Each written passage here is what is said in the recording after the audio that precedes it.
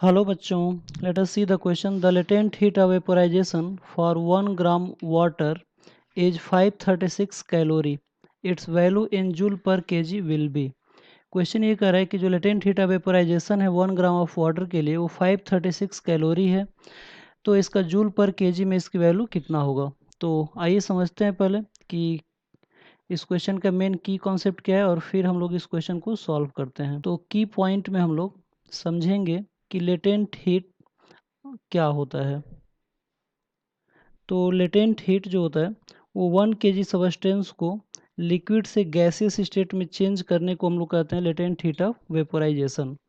It is the heat required for 1 kg of substance to change it from liquid to gaseous state without change of temperature. तो latent heat हम उसे कहते हैं जब 1 kg substance को हम लोग इसको लिक्विड से गैस में कन्वर्ट करने में जो रिक्वायर्ड टेम्परेचर होता है, लेकिन हाँ उसके टेम्परेचर में कोई इंक्रीमेंट नहीं होना चाहिए, क्योंकि जब टेम्परेचर अगर चेंज होता है तो वो स्पेसिफिक हीट में आ जाता है. ठीक है, तो इसका फॉर्मूला क्या होता है. तो इसका फॉर्मूला होता है Q equal to M L. Q equal to होता है एम एल, जहाँ एल जो होता है वो लेटेंट हीट ऑफ वेपोराइजेशन होगा अगर लिक्विड से अगर गैस में चेंज करेंगे, और अगर सॉलिड से अगर लिक्विड में चेंज करें तो लेटेंट हीट ऑफ फ्यूजन होता है. ठीक है, तो हमें इस क्वेश्चन में दिया हुआ है कि सीजीएस सिस्टम में इसकी वैल्यू दिया है 536 कैलोरी. इसको हमें कन्वर्ट करना है किस में, इसको हमें कन्वर्ट करना है जूल पर केजी में. ठीक है, तो यहाँ पे एल की जो वैल्यू आ जाएगी वो आ जाएगी Q अपॉन एम. तो यहाँ पे जो Q की वैल्यू दिया है वो दिया है 536 कैलोरी. ठीक है, और m जो दिया है वो 1 ग्राम है, तो यहाँ पे 1 g दिया हुआ है.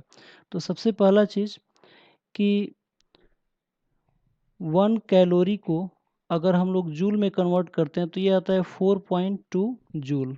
ठीक है, और अगर 1 ग्राम को अगर हम लोग केजी में कन्वर्ट करते हैं तो ये आ जाता है 10⁻³ kg.